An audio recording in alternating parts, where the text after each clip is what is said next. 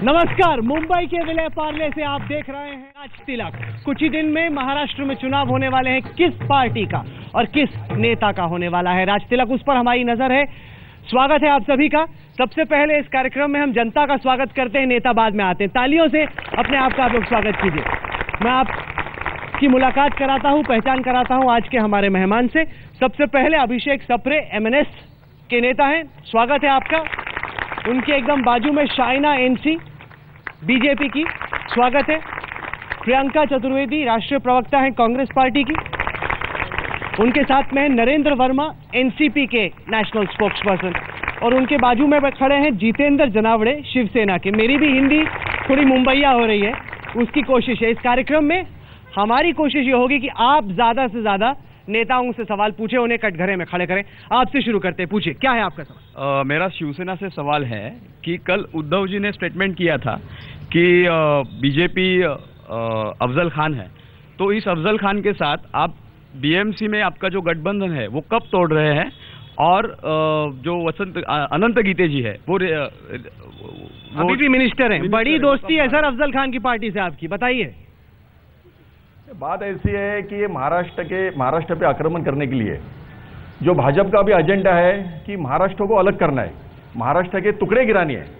इसलिए उद्धव साहब ने कहा कि महाराष्ट्र के ऊपर अफजल खान चल के आए हुए हैं। नहीं, आप सवाल का सीधा जवाब दीजिए ना। अगर इतनी नफरत है, इतनी दोस्ती नहीं है आपकी, तो आप आनंद गीते को क्यों मिनिस्टर बना के रखें? करेंगे ना चुनाव के बाद। क्यों अभी क्यों नहीं? नहीं लेंगे ना। मलाई भी चाहिए, लड़ाई भी करनी है। लेंगे, उद्धव साहब निर्णय लेंगे, महाराष्ट्र के हित में निर्णय लेंगे। जो आपके मन में सवाल है वो सवाल को उद्धव साहब बराबर जवाब देंगे। नहीं, पर अभी तक क्यों नहीं किया? लेंगे। पार्शियल डाइवोर्स क्या होता है? तो डाइवोर्स होता है या नहीं होता है? नहीं, पार्शियल डाइवोर्स की दिल्ली में मलाई भी चाहिए, यहाँ पे लड़ाई भी करनी है। आपको लगता है ये ठीक है? हाँ, अगर दोस्ती टूटी तो फुल डाइवोर्स होना चाहिए। नहीं, ये क्या कि वहां पे लाल बत्ती की गाड़ी भी चाहिए और यहाँ पे मतलब लड़ाई भी करनी। कितने लोग मानते हैं कि अगर लड़ाई हुई तो आनंद गीते को भी इस्तीफा देना चाहिए? हाथ ऊपर कीजिए, कितने लोग मानते हैं ये? सर सभी लोग ये कह रहे हैं। जनता का जवाब आपके सामने है, बताइएगा उद्धव जी को जाके। उद्धव जी निर्णय लेंगे इसका। नहीं, आपकी कोई मत नहीं है, आपकी कोई राय नहीं है? नहीं, वो हमारे शिवसेना में हमारे पक्ष प्रमुख की ही राय चलती है, उसके बाद जनता की राय, हमारी राय। लेकिन पक्ष प्रमुख जो मलाई भी चाहिए, लड़ाई भी करनी। इसमें मलाई का सवाल नहीं आता है। ये चुनाव का माहौल है, उद्धव साहब अपना निर्णय टाइम पे बराबर लेंगे। एमएनएस को क्या लगता है? आपको लगता है सप्रे साहब ये ठीक है कि आनंद गीते बने हुए मंत्री, लेकिन यहाँ पे लड़ाई चल रही है इनकी? ये बिल्कुल ठीक नहीं है इनका, ना बीजेपी का ठीक है ना शिवसेना का ठीक है। मतलब बीजेपी ने भी तो गठबंधन तोड़ा है, लेकिन उनके भी स्टैंडिंग कमेटी सदस्य है, तो उनको भी वो स्टैंडिंग कमेटी छोड़नी नहीं है, और वही शिवसेना का हिसाब है। शिवसेना को भी, और इनकी आज गठबंधन ना बोल के मेरे हिसाब से 4-5 जगह पर है। I am not very sure of the number. नहीं, पर बीएमसी में भी है, शाइना से भी पूछते हैं ना। बीएमसी में आप लोग अभी भी साथ में। नासिक के बारे में क्या चर्चा करनी है? नासिक में महापौर हमारा बैठा है, स्टैंडिंग कमेटी पहले से हमारी थी। नहीं, पर आप बीएमसी का जवाब दीजिए ना शाइना जी। शाइना जी बताइए ना, बीएमसी में अभी भी आप लोग कांग्रेस का गठबंधन हुआ है विदर्भ में, उसके बारे में बोलिए। राष्ट्रवादी के साथ एडजस्टमेंट की बात छोड़िए, बीजेपी और कांग्रेस के गठबंधन के बारे में बात कीजिए पहले। देखिए, ये एक असेंबली इलेक्शन है, ये कोई बीएमसी कॉर्पोरेशन इलेक्शन नहीं है। स्पष्ट रूप से गठबंधन टूटी है। महाराष्ट्र की जनता अब तय करेगी कि कौन से पार्टी में उनको विश्वास है, किसको उनको वोट देना है। लेकिन हमने एक चीज जरूर देखा है कि 15 वर्ष में जो गठबंधन की सरकार रही है, केंद्र में हो प्रदेश में हो, उससे लोगों का नुकसान जरूर पहुंचा है। तो मैं यही विनती करूंगी कि महाराष्ट्र में दोबारा गलती मत कीजिए, सोच समझ के। वही गलती जो आपने पहले की। जो आपको हम में विश्वास है तो हमें वोट कीजिए, किसी और में विश्वास है तो उन्होंने। यहाँ पर आने से पहले मैं मातोश्री में था, वहाँ पर यह कहा गया कि जब बीजेपी कमजोर थी, जब आपके 2 सांसद थे, जब आपकी 2004 में हार हुई, जब 2009 में आप लोग पिटे, तब तो आपको शिवसेना चाहिए था। अब आप थोड़े मजबूत हो गए, तो अब आपको अपने दोस्त को लात मारना, ये तो ठीक नहीं है ना? ये क्या दोस्ती हुई? हर एक राजनीति में हर एक राजनीतिक दल तय कर सकता है कि उसका स्वार्थ कहाँ पे। नहीं, कि उनका जो पक्ष बढ़ रहा है तो उनको उनके हित में निर्णय लेना है। स्ट्राइक रेट आप देखिए 2009 में, जहां हम कम सीट्स लड़े थे तो भी हमारे 46 MLAs, उन्होंने ज्यादा तो भी उनके 44 MLAs, आंकड़े में न जाते हुए 33 ऐसे सीट थे जहां उनकी जमानत तक जब्त हो गई। मैं इसके बारे में चर्चा क्यों कर रही हूं? क्योंकि एक लेजिटिमेट क्लेम जब मेरिट के आधार पे होता है तो स्वाभाविक रूप से भारतीय जनता पार्टी एक निर्णय जरूर ले सकती है। ये कहना कि आपका गठबंधन है और इस वजह से आप भी तो 150 से अड़ने के लिए तैयार नहीं थे। जो हम चाहते थे कि ज्यादा उम्मीदवार हमारे तरफ से और एक स्थिर सरकार जो केंद्र में हमने दिया और वही प्रदेश में दे, तो मुझे लगता है उसमें कोई गुनाह नहीं। पत्रकारों के लिए तो अच्छा हो गया, वरना वन वे ट्रैफिक था इस चुनाव में, बड़ी आसान से जीत हो रही थी। अब अच्छे आपने टक्कर की लड़ाई करा दी। ये जनाब है कल आए थे, पहले तो मैं माफी मांगू, कल आए हाथ खड़ा किया, उन्होंने कहा कि मैं सवाल नहीं पूछ पाया तो मैंने माफी मांगी और कहा आप दोबारा आइए। ये आपका मौका। मैं इस बार तो किसी पार्टी को वोट नहीं दूंगा, नोटा यूज करूंगा, क्योंकि 50% का सुप्रीम कोर्ट ने लिमिट डालने के बावजूद इस बार 73% रिजर्वेशन कर दिया है और कोई पार्टी उसका जनरल कैटेगरी को कोई घास नहीं डाल रहा है। I am going dead against this 73% reservation. जो भी रिजर्वेशन देना था 50% के अंदर ही अंदर देना था। नहीं, ये सवाल प्रियंका चतुर्वेदी को देना। ऊपर से मेटेज मतलब जो मराठा आरक्षण के पक्ष में थे उन लोगों को बीजेपी ने ले लिया अंदर, वो उनके नेता है अभी। ये क्या? तो ये बड़ा इंपॉर्टेंट सवाल है कि मराठा जो कि जब से आजादी मिली है तब से लगभग राज्य पे राज कर रहे हैं, जो कि सबसे शक्तिशाली कास्ट है यहाँ की, उनको आपने आरक्षण दे दिया। अब 103 तो अलाउड नहीं है, आपने 73 क्यों किया प्रियंका जी? तो गलत है। नहीं, देखिए मैं बस यहाँ पे एक चीज कहना चाहूंगी, कुछ वर्ग ऐसे हैं जिनमें आरक्षण थोड़ा जरूरी था, उनको उभारना। क्यों? क्योंकि आपको वोट चाहिए उनके? नहीं, वोट की जरूरत नहीं है। अगर हम देखेंगे कि कुछ मैं आपका जवाब दे रही हूँ। नहीं, देखिए अगर किसी तरीके से वो गलत माना जाएगा, सुप्रीम कोर्ट का अगर रूलिंग है तो वो सुप्रीम कोर्ट भी डिसीजन लेगा। पर मेरा कहना बस एक गलत काम किया ही क्यों? गलत काम है ही नहीं। अगर हम देख रहे हैं कि कुछ वर्ग पिछड़े रह गए हैं और उनको मेन स्ट्रीम में लाना जरूरी है, तो कहीं कहीं रिजर्वेशन होना भी जरूरी है। इतने सारे सांसद आते हैं, इतने सारे मुख्यमंत्री मराठा रहे हैं, अगर वो पिछड़े हैं तो पिछड़ा कौन? आप अगर देखिए कुछ कम्युनिटीज हैं जो ना चाहते हुए भी हम चाहते हैं कि वो उभरे आगे आकर, उनको पढ़ाई एजुकेशन मिले, उनको हर तरीके की अपॉर्चुनिटीज मिले, उसके लिए किया गया है। ये कह रहे हैं जनरल कैटेगरी को आप लोग अवॉइड करें। जनरल कैटेगरी मतलब मराठा तो क्षत्रिय है, मराठा तो रूलिंग है, मराठा शुगर बैरन है, मराठा शिक्षण सम्राट है, इसके बावजूद मराठा आरक्षण। मराठा वोटर भी तो है ना बड़ा। हाँ, मराठा उनकी हालत खराब है इसलिए उनको चाहिए वोटर, ये हकीकत है। ये आपने उत्तर प्रदेश में भी ट्राई किया था माइनॉरिटीज के साथ प्रियंका जी, वहां पर तो चला नहीं। ये डेस्परेट एकदम कि मतलब डूब रही है कांग्रेस की नैया, मराठा बचाएंगे। नहीं, आप अगर देखेंगे तो जिस तरीके से मनसे ने और शिवसेना ने उत्तर प्रदेश और बिहार से आए हुए लोगों के साथ किया था, उस समय भी तो हम मराठा प्राइड की बात कर रहे थे। वो मराठा कह रहे थे कि उनको जॉब नहीं मिलते हैं, उनको नहीं, बिल्कुल नहीं, बिल्कुल महाराष्ट्र का प्राइड हो, मराठा प्राइड हो जी नहीं। आप लोगों का काम ही यही था, जो लेबर चेंज कराए ना चेंज कराए, नहीं, वो मराठी मानुष का स्वाभिमान था। आप गलत बात कर रहे हैं, हम लोग किसी भी जात के नहीं है। राज साहब ने पहले ही कहा है हमें एक ही धर्म समझता है और वो है महाराष्ट्र धर्म, बाकी हमें कौन सा भी धर्म नहीं समझता। क्या फर्क है दो चीजों में? Maratha is a caste, Maratha is a caste, Maharashtra is a state. अगर कहीं हमें लग रहा है कि वो पिछड़ रहे हैं, उनको जॉब्स नहीं मिल रहे हैं, तो हमें देखिए उनका पॉपुलेशन सबसे ज्यादा है, उनका पॉपुलेशन सबसे ज्यादा है, तो इट्स नेचुरल कि आप लोगों को उनको करना ही है वोट के लिए। अब बात खिलाफ हैं, आप मुझे बताइए क्या आप इस डिसीजन के खिलाफ हैं?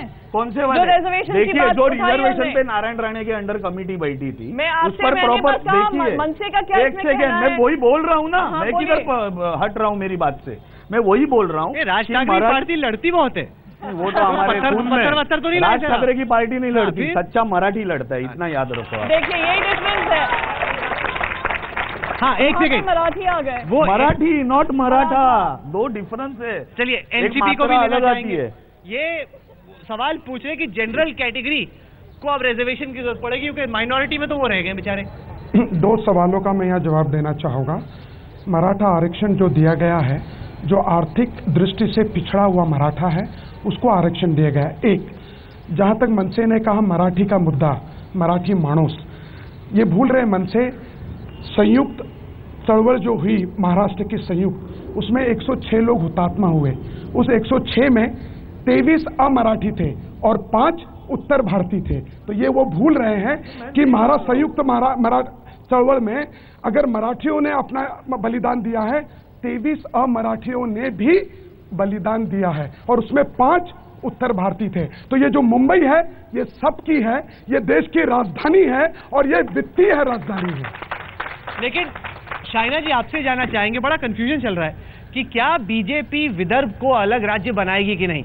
आप होने नहीं देंगे। हाँ, आप नहीं होने। महाराष्ट्र का टुकड़ा, महाराष्ट्र के ऊपर आक्रमण शिवसेना कदापि होने नहीं देंगे। हमारे शिवसेना प्रमुख माननीय बाला साहब ठाकरे जी ने पहले ही कहा है कि अखंड अगर बीजेपी करना चाहेगी तो क्या करोगे? विरोध करेंगे, हम नहीं करने देंगे। भले हमारे शिवसेना का जमीन पे खून भी गिरे तो उसके लिए हम तैयार है, लेकिन ये महाराष्ट्र शिवसेना प्रमुख रुकिए, अभी भावुक मत होइए। उन्होंने तो कहा ही नहीं कि वो देंगे आप ऐसे खून, नहीं होने देंगे।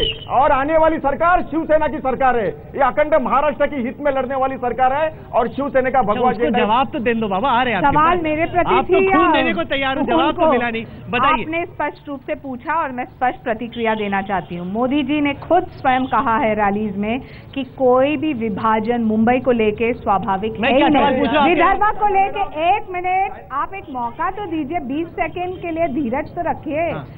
एक आइडियोलॉजी के हिसाब से छोटे स्टेट्स फेडरल स्ट्रक्चर में जहां हम एम्पावर नहीं ना, उनके ऊपर लेकिन सुन लीजिए, यहाँ कोई तानाशाही नहीं है, आप समझ तो लीजिए, यहाँ कोई डिक्टेटरशिप नहीं है। आप सवाल मेरे प्रति अब 1 मिनट मुंबई के बारे में कहा, आप भारतीय जनता पार्टी के प्रवक्ता हैं क्या? जब सहयोगियों में लड़ाई हो जाती बड़ी गंदी लड़ाई होती है। रुकिए तो सही, धीरज रखिए, धीरज। एक आइडियोलॉजी और सोच, इसका मतलब नहीं है कि हमने निर्णय ले लिया है। एक डेमोक्रेसी में, प्रजातंत्र में बहस चर्चा हो सकती है और कंसेंसस के आधार पे एक सोच विचारधारा, मतलब कि आप बना सकते हो विदर्भ। और मुद्दा विदर्भ का है नहीं, मुद्दा ये है कि 2014 के इलेक्शन में जब हम जा रहे हैं जनता के पास तो हम बोल रहे हैं कि एक स्थिर सरकार को एक मौका दीजिए जो प्रगति करे और आपकी प्रगति कुछ बीजेपी के नेता विदर्भ की भी बात कर रहे हैं, आपको दोनों जी ये पूछना चाहती है, इसलिए तो हम स्थिरता की बात कर रहे हैं। एक सेकंड, अगर आप उसे सेपरेट स्टेट नहीं बना सकते तो एटलीस्ट उसके बैकवर्डनेस की तो देखिए। आप लोग ने 14% रिजर्वेशन किया, बिल्कुल सही बोल रहे हैं, 7% भी उसको नहीं जा रहा है, ये पैसा जा कहाँ रहा है? एंड सेकंड थिंग, अगर आप उसको सेपरेट नहीं कर सकते तो एटलीस्ट उसके बैकवर्डनेस को तो देखिए। वो तो डेवलपमेंट की थी लेकिन वो भी नहीं हो रहा है। फार्मर्स हर साल इतने सुसाइड हो रहे हैं, वो क्यों? आप लोग इतने नेता हैं। कांग्रेस और एनसीपी को जवाब देना चाहिए कि आप लोग इतने साल से सरकार में थे, विदर्भ का बुरा हाल कर दिया। प्रियंका जी बताइए। मैं बस यहाँ पे 2 चीजें कहना चाहूंगी कि ये नहीं है कि हमने विदर्भ को इग्नोर किया है, उसके भी अलग अलग चैलेंजेस हैं जिसको हमने अपना मुद्दा बनाया है और हमने कोशिश की है, जहां तक हम कोशिश कर सकते हैं हमने की है।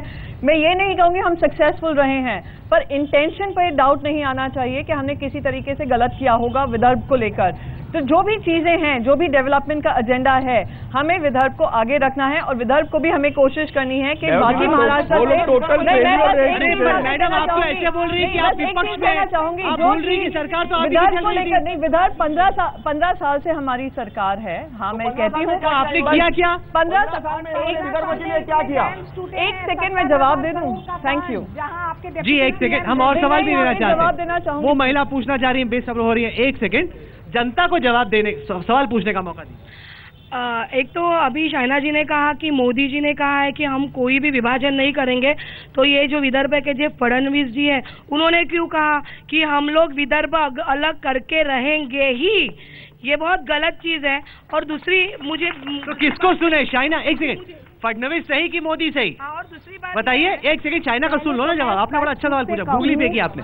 विभाजन का मुद्दा है ही नहीं, ये इलेक्शन में पहले हार जीत का सवाल है और पहले हमें जीतने दीजिए। अरे फडणवीस कौन सी पार्टी में? नहीं, 1 मिनट, चाइना जी फडणवीस कौन सी पार्टी में? अरे ये सवाल का जवाब दीजिए, फडणवीस कौन सी पार्टी में? एक आइडियोलॉजिकल चाइना जी फडणवीस कौन सी पार्टी में? क्या आप एक पार्टी में? आप एक मुद्दे चाइना कंफ्यूज, उसको नहीं मालूम। मुद्दे पे आपका लोकसभा का इलेक्शन आया, चलो मोदी जी, विधानसभा आई, चलो मोदी जी, अभी महानगर पालिका आएगी, मोदी जी, अभी हमारी जिला परिषद आएगी, मोदी जी, कल हमारी सोसाइटी की इलेक्शन आएगी तो मोदी जी। हमारे महाराष्ट्र का ये इंसल्ट है। हमारे महाराष्ट्र ने, शिवसेना ने जो चेहरा दिखाया, उद्धव जी, आपके पास किसी के पास एक राज ठाकरे जी ने बोला है कि हम विकास करेंगे। ऐसा तो नहीं होगा, कल इस कॉलेज के चुनाव होंगे तब भी मोदी जी को आप पहले तय कीजिए। चाइना को जवाब वो चाह रहे कि विश्व भर में आज मोदी जी की चर्चा हो रही है और जो गर्व है, हमें कोई अपॉलॉजी की आवश्यकता नहीं है और किसी की सर्टिफिकेट की आवश्यकता नहीं। प्रधानमंत्री के रूप में वो जो प्रचार करें, पिछड़ा हुआ स्टेट जो नंबर 1 पे था, जो 6 नंबर पे गया है, जहाँ इंफ्रास्ट्रक्चर नहीं, जहाँ आप देखेंगे कि जहाँ कोई भी तरक्की नहीं है, तो स्वाभाविक रूप से वो देखेंगे कि भारत की प्रगति कैसे हो। कल हम लोग होंगे थाने में और साथ के साथ महाराष्ट्र के ओपिनियन पोल के नतीजे भी हम आप तक पहुंचाएंगे सीधे आज तक पर कि महाराष्ट्र की जनता इस वक्त सोच क्या रही है। सबसे पहले तो जनता का शुक्रिया कि आप लोग आए, आपने इस कार्यक्रम में हिस्सा लिया। बहुत बहुत शुक्रिया हमारे नेताओं का भी कि आपने आके जनता के सवालों के जवाब दिए। राज तिलक में आज बस इतना ही।